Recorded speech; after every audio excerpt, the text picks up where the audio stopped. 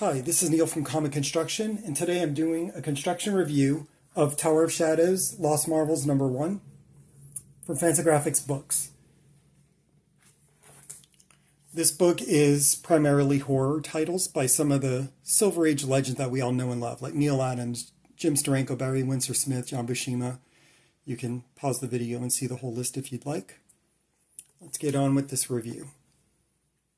So this is a hardcover book. The cover has a standard finish on it, but all of the artwork has a spot varnish on it, making it very shiny. And on the back, the same sort of treatment. The image of the crow has that varnish, making it very shiny.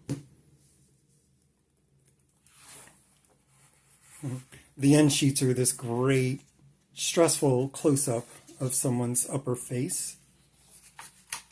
Oops. And then we get an illustration of a man at the guillotine. The paper is an uncoated stock. It's a really nice thick stock. Feels very high quality. And it is a white. It's a slightly off-white, kind of a bone white, if we're going to lean into the macabre nature of the book. So there's a lot of introduction. We'll hop forward a little bit so you can see the actual art. The art is beautiful on this paper. This is the best sort of paper for this era of comic. Honestly, this, even into the 90s, like that, all of the art was designed for this sort of paper. So this is going to give you the best reproduction. If you look closely, you can see really nice zipatone in the sky behind that mansion. I'll flip through a few pages so you can just get an idea of what you're looking at. So this is horror in the vein of EC Comics, very clearly. Looks like there's some sci-fi mixed in. I haven't read these stories before, so I'm very excited. I just got home with this book from my local comic shop, so special shout out to Floating World Comics in Portland, Oregon.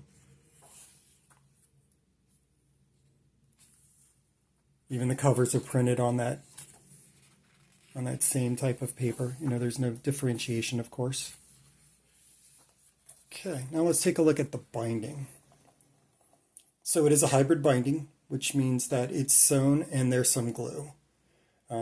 What I thought was very interesting about the binding is that the signatures are pretty small.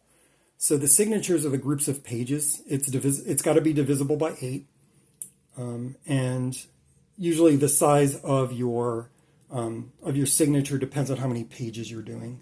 There's usually a very specific amount the printer can determine is like the most economical way to do your book. So these are pretty small signatures for some reason. It might be due to the paper weight, but it's a very nice volume. I'm really looking forward to getting into it. Thank you for checking out my review. And if you find it helpful, leave a like, subscribe, and share it with a friend. Thanks.